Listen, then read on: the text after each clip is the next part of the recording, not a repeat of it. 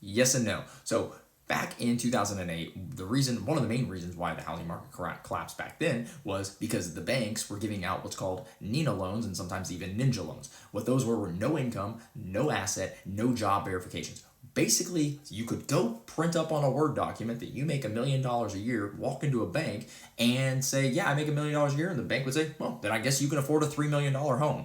And people were going out buying homes and then selling them to other people several months later before they even were able to fall behind on their mortgage payments and get into foreclosure and making hundreds of thousands of dollars because the demand, because when you have a lot of people buying stuff that were otherwise not able to buy stuff, the demand increases. The supply was pretty much stable. How many people can you print out a Word document versus how many developers can build a home quick enough? You can print a lot of Word documents a lot faster. So the demand increased, causing the boom to go up. And what you had once the house of cards started to fall is a lot of people that really couldn't afford these loans, and that caused a massive real estate crash.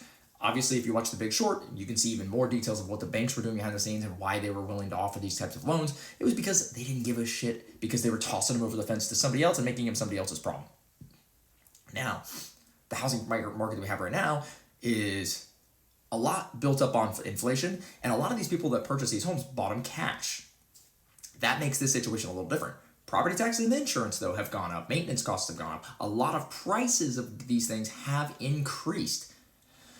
If you get a crash, that's good because the prices go down. Your insurance now values your home at less, so your insurance payment will be less. Your property taxes begin to go down. But real estate is a slow mover.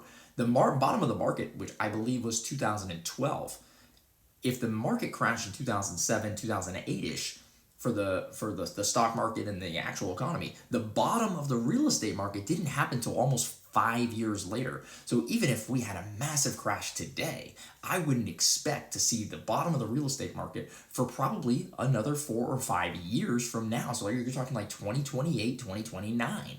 So do I think it will happen in the same way? I don't think so, because you have a lot more qualified buyers that purchased homes. But if you lose your job, and a lot of people lose their jobs, they can't afford to get financed. Now, what level of government intervention comes into it? Do they start throwing unemployment benefits at people? Do they start, throwing out stimmy checks? Do we get UBI? There are so many factors that go into this. It's very hard to determine.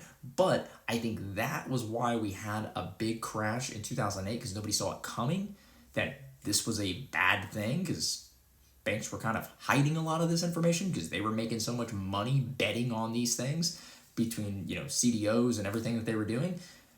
Highly recommend watching The Big Short. But this time around, I don't think we will have as severe of a crash, but, we have been printing a lot of money for the last 15 years, and at some point, there's no such thing as a free lunch.